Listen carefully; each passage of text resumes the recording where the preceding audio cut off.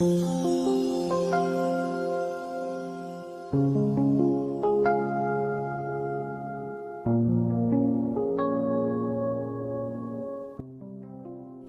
காலம் 2வது வாரம், சனிக்கிழமை.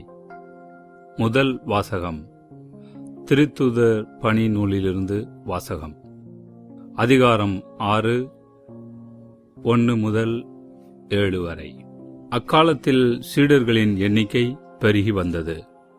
அப்போது கிரேக்க மொழி பேசுவோர் தங்களுடைய கைம்பெண்கள் அன்றாட பந்தியில் முறையாக கவனிக்கப்படவில்லை என்று எபிரேய மொழி பேசுவோருக்கு எதிராக முணுமுணுத்தனர். எனவே 12 திருத்தூதரும் சீடர்களை ஒருங்கே வரவழைத்து, நாங்கள் கடவுளது வார்த்தையை கற்பிப்பதை விட்டுவிட்டு பந்தியில் பரிமாறும் பணியில் ஈடுபடுவது முறை அல்ல. ஆதலால் அன்பர்களே, உங்களிடமிருந்து நற்சான்று பெற்றவர்களும் தூய ஆவியும் அருளும் வல்லமையும் ஞானமும் நிறைந்தவர்களுமான 7 கவனமாய் தெரிந்தெடுங்கள். அவர்களை நாம் இந்த பணியில் நியமிப்போம். நாங்களோ இறைவேண்டலிலும் இறைவார்த்தை பணியிலும் உறுதியாய் நிலைத்திருப்போம் என்று கூறினார். திரளாய் கூடியிருந்த சீடர் அனைவரும் இக்கருத்தை ஏற்றுக்கொண்டனர்.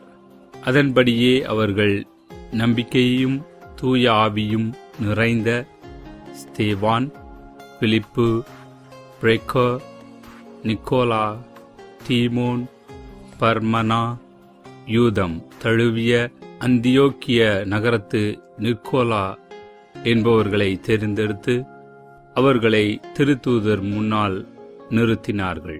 திருத்தூதர் தங்கள் கைகளை அவர்கள் மீது வைத்து இறைவனிடம் வேண்டினர்.